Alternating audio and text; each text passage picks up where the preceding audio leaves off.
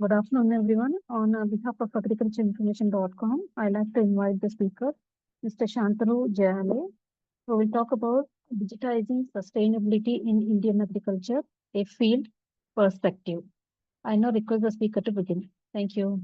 So, hello everyone. I especially thank Agriculture Information for giving me this opportunity and inviting me as an guest speaker.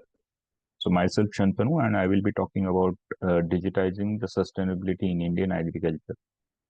So uh, before we start, I would like to explain about the agenda of today's speech or lecture.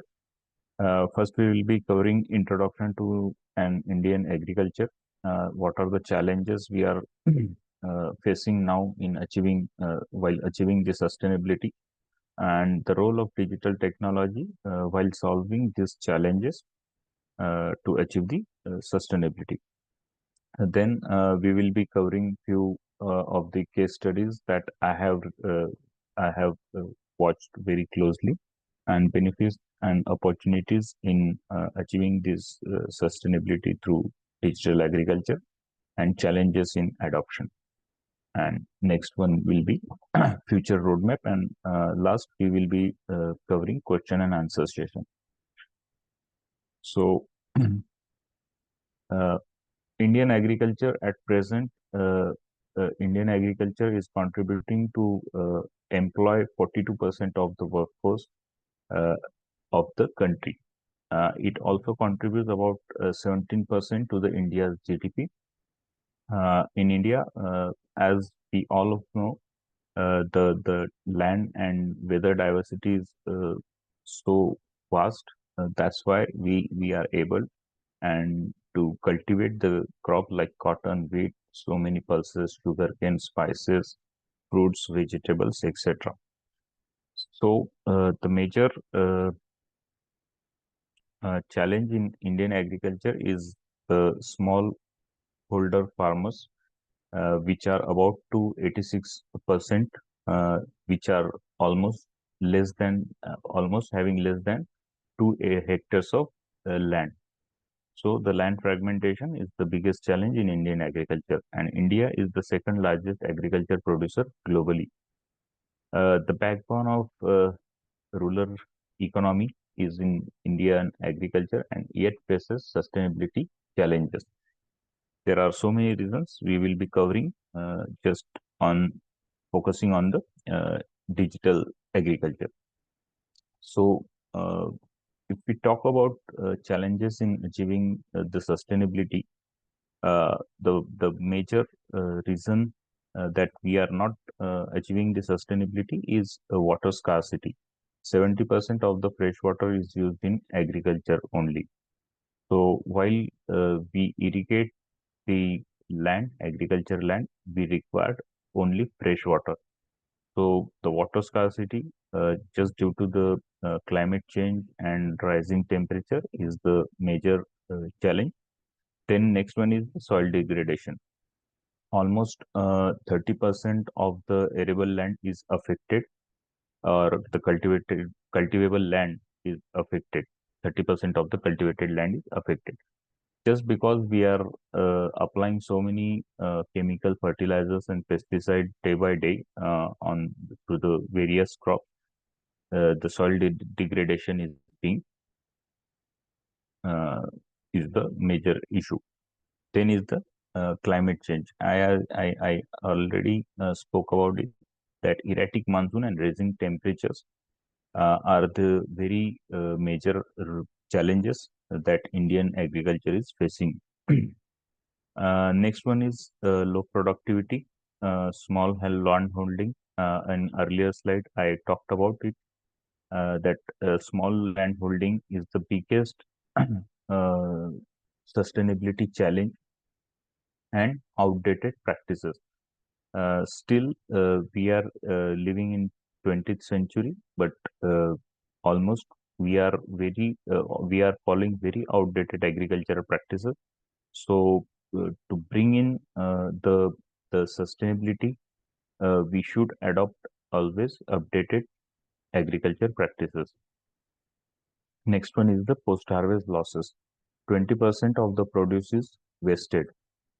Whatever the produce we have obtained, we are obtaining 20% of the produce is lost or wasted just due to the losses that are happening into the post-harvest. And the sustainability requires balancing productivity with environmental health. As we all of know, the climate change is hampering the agriculture productivity and so many things. That's why we require sustainability, which will help in balancing the productivity and the environmental health as well. If we talk about the water scarcity, major of the crops that are mentioned on the screen are cotton, sugarcane, wheat, paddy, and pulses, which require uh, most of the fresh water.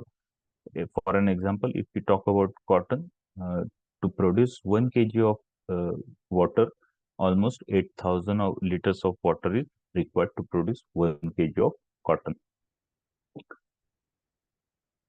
Then in India, uh, we lack uh, in uh, organized data. The share of water used in agriculture is about 70 to 80% of the India's total freshwater. The annual water withdrawal is about 7 761 billion cubic meters, out of which only agriculture is required up to more than 600 billion cubic meters. When we talk about irrigation coverage, around 50%, more than 50% of the net sown area is irrigated,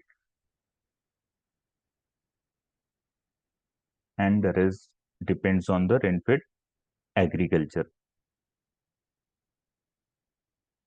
Now, actual role of the digital technologies comes in here. When we talk about precision agriculture or the use of IoT sensors, drones, it all helps in achieving the sustainability.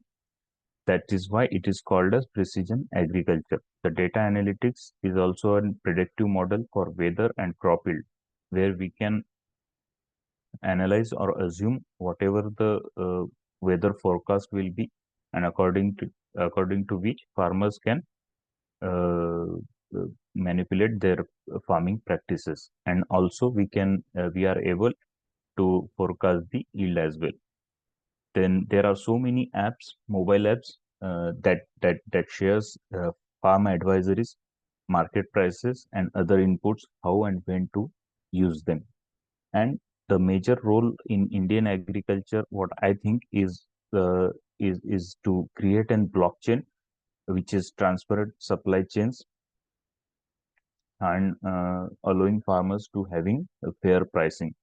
So the blockchain also helps in transparent supply chain, and then again the role comes in the base of these all things is AI and ML, that is artificial intelligence and machine learning.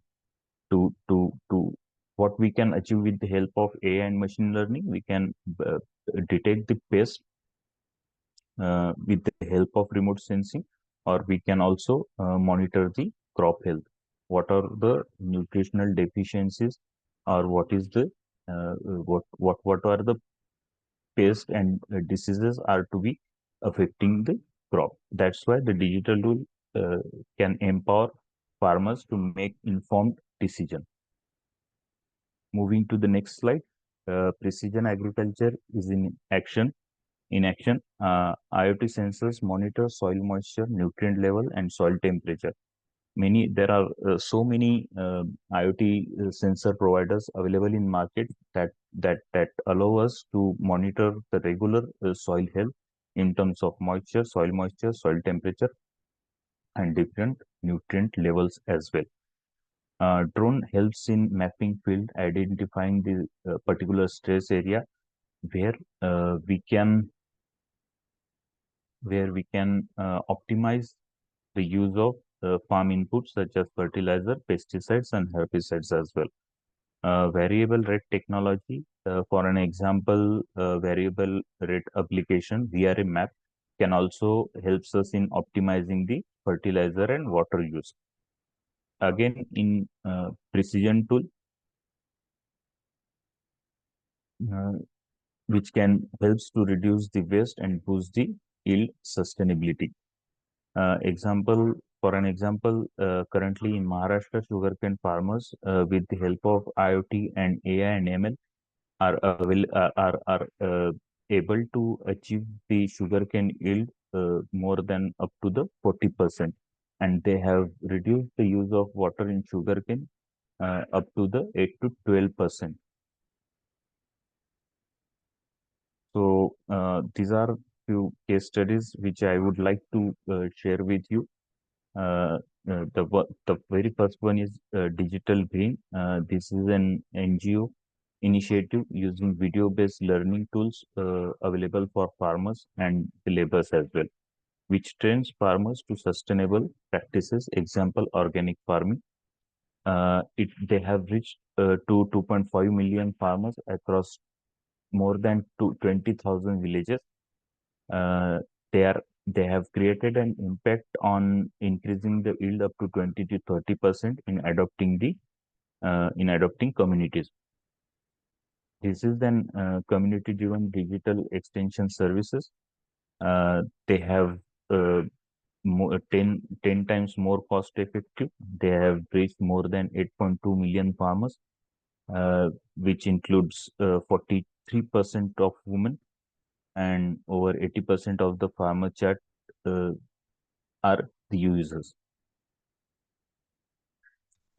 Second case study I would like to present is ENAM platform. ENAM is a national agriculture market digitized trading platform which connect more than 1,000 plus mandis and 22 million plus farmers according to 2023 data, which reduces intermediators, what we call as bicholia, ensuring fair pricing and sustainability link, which minimizes food waste via efficient markets. Digital markets also enhances economic sustainability as the fair pricing are offered to the directly to the farmers. So, if we conclude benefits of digitization, then definitely resources efficiency, such as water, fertilizer, and pesticide use, is definitely is going to achieve higher yield when precision techniques are available with the farmers. Definitely, they are also able to boost the productivity. Economic gains, better market access, reduces losses, environmental impact, lower carbon footprint, soil preservation, and digitization aligns productivity with sustainability goals. So these are the few aspects in which traditional farming and tech-enabled farming, that we say precision farming, can be distinguished.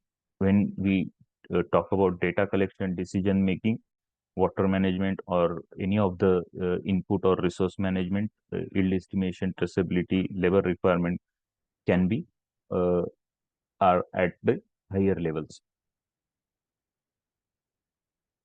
So the challenges in digital adaptation, digital divide, around 60% of rural India lacks internet access till date.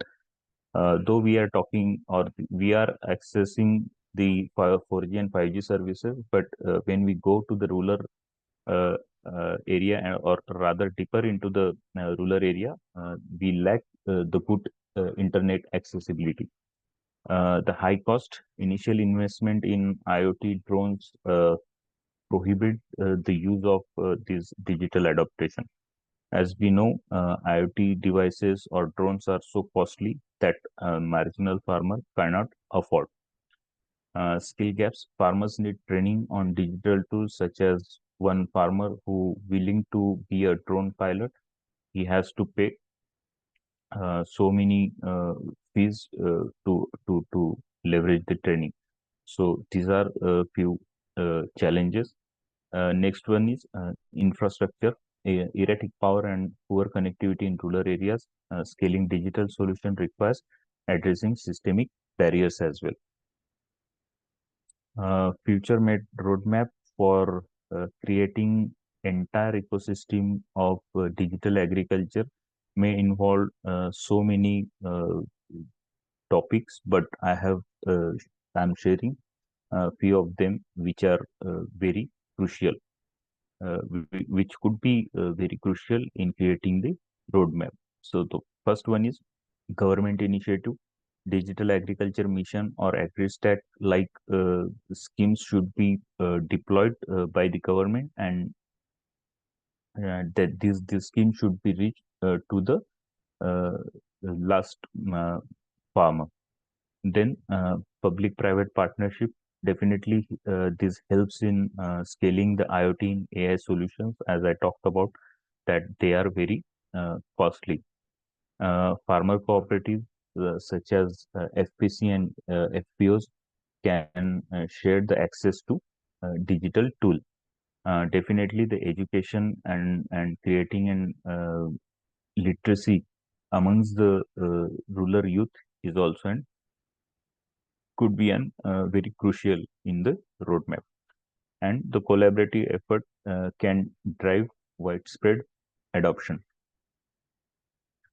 To conclude, this entire digitalization of agriculture, digitization is key to sustainable agriculture in India, which combines economic growth with environmental stewardship, uh, field access, field success stories to show scalable potential. Overcoming challenges requires policy investment and training. A digital revolution for a greener tomorrow definitely helps in. So let's discuss the future of Indian agriculture. So I request you to the audience, if you have any question, uh, I'm very happy to answer them.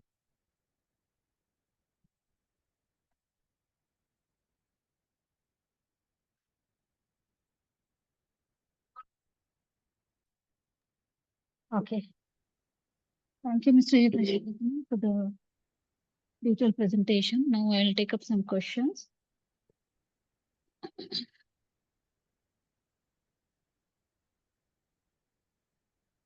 So the first question is, how can digital tool help farmers monitor soil health and crop growth more effectively?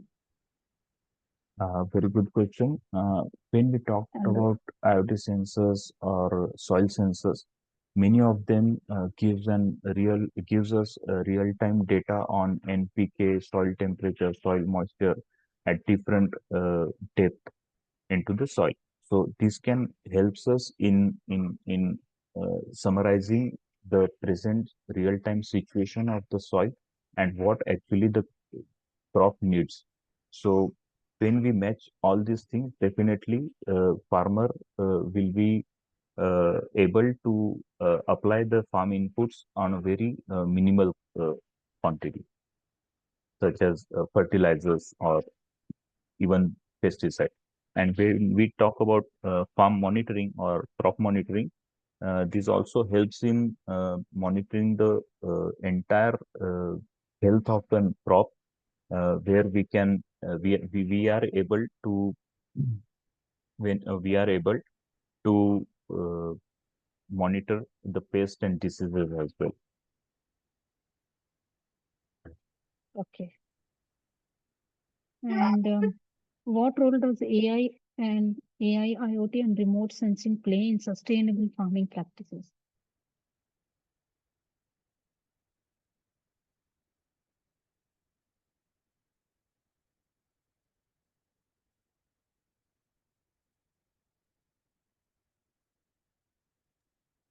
Sorry, could you please Yeah. repeat the question?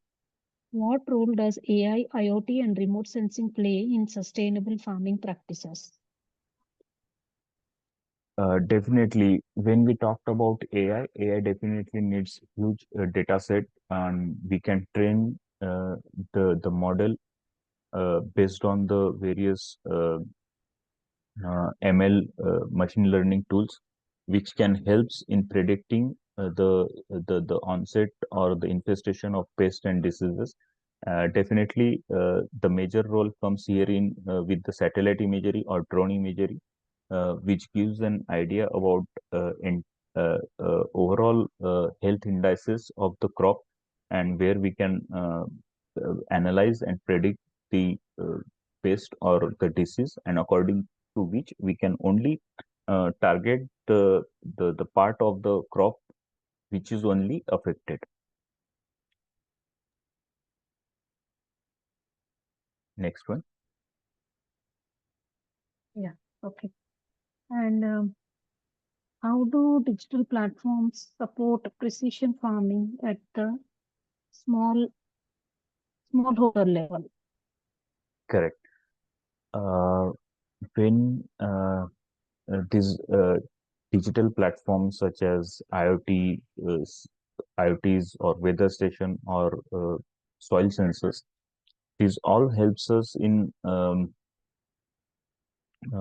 optimizing the farm inputs.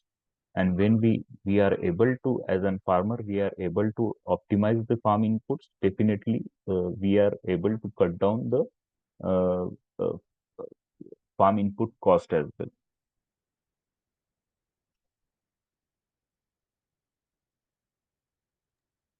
Okay. And can digital technologies reduce water usage in irrigation system? Definitely, digital irrigation technique or digital tools in irrigation always helps in uh, uh, applying irrigation wherever and whenever is necessary only. With the help of this digital irrigation tool, we are also able uh, to uh, to give an optimum amount of fertilizer or nutrient or micronutrients which are required to the crops as and when needed.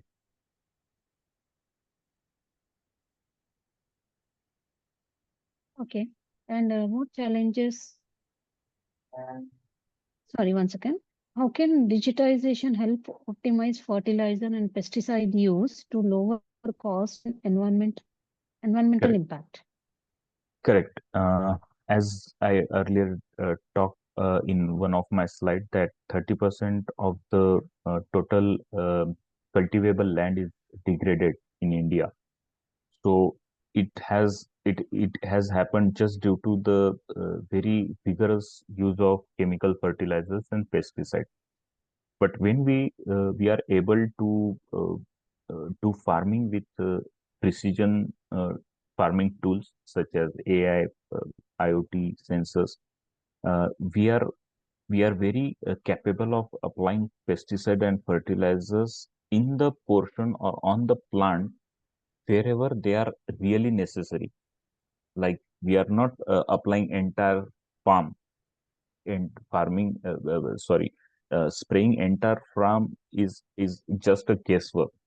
But if we are able to apply the pesticide or fertilizers where they are necessary, which we say in the language of digital agriculture, that is a target application, we definitely are able to apply these pesticides and fertilizers at target area only. And definitely when we apply Okay. when we avoid blanket spraying, definitely we are able to minimize the cost as well.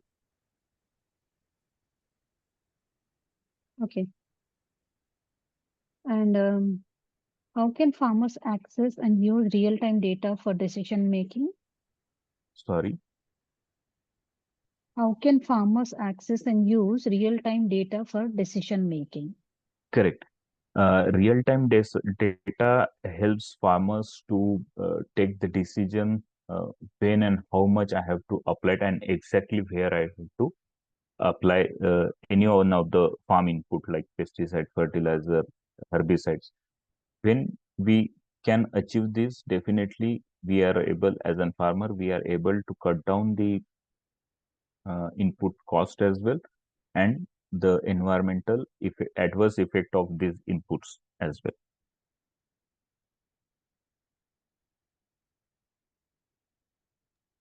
Okay. And what challenges do small and marginal farmers face in adopting digital solutions? Correct. Majorly, as I earlier talked, is only a availability of good internet access. Then definitely the role of government and public-private partnership, which will allow farmer to install these uh, IoT sensors on their farm, which can helps in achieving the digital sustainability.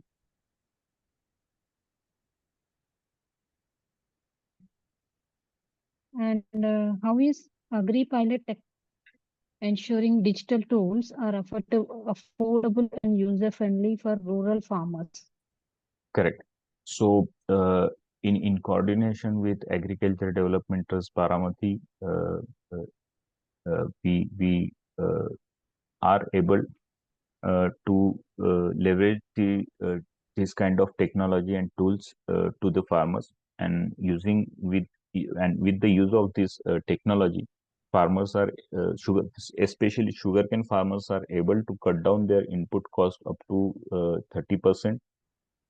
They have reduced the amount of irrigation by 12%, and they have achieved the height of sugarcane more than up to 32 feet tall. So this is achieved with the help of these IoT tools, and farmers are again definitely uh, are very eager to leverage the use of this technology and tools.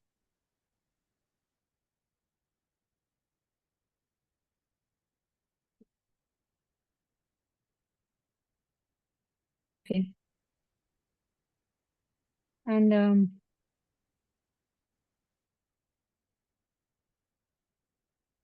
does profitable Sorry, your voice is breaking. Hello,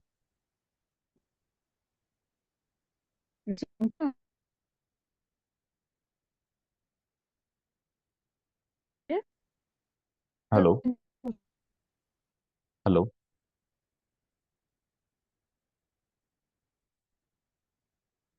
hello, hello,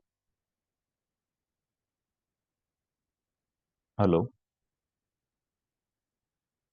Yeah, okay.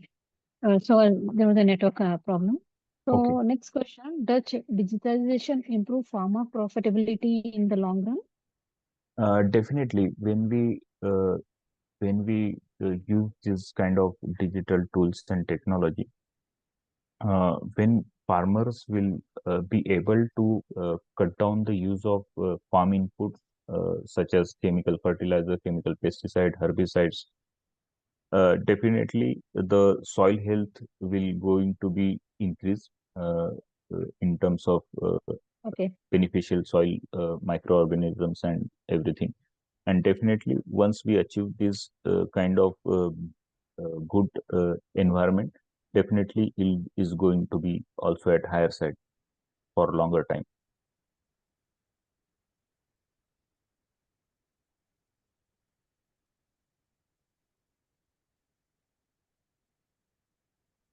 Hello,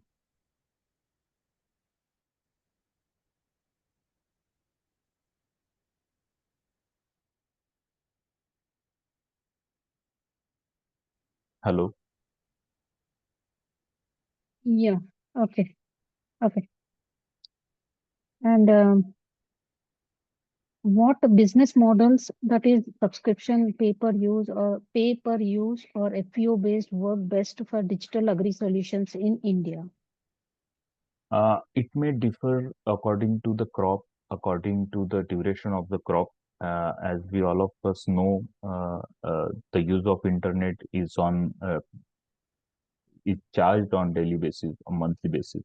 Likewise, all of these things also run on the internet. When I talked about weather station or sensor, they are also having an internet inbuilt. So these are based on the length of the crop, crop, duration of the season, and number of crops a farmer is cultivating. It all these all expenses depends on all these things. Okay. And how can farmers collaborate through FPOs or cooperatives to make digitization more effective? Correct.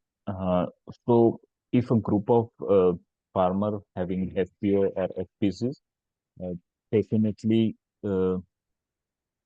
Sorry, my daughter is having some health issues, and she's very crying. Uh, Can we stop here? It's a He is not very well. humble request. Yeah, she's not well, and she just wake up from the sleep, and she's crying very Okay. badly. Okay, that's okay. We understand. Okay. Uh, Okay, Mr. yeah, Shantanu, we'll end this meeting now. Thank you for extremely this sorry to presentation. stop here, but she's crying since from last 10-15 minutes. Oh my God. Okay. Okay. Yeah. Okay. Thank you. Thank you very much for understanding. Yeah. Yeah. Thank you, Yeah. everyone. Most welcome. Thank you. Thank you.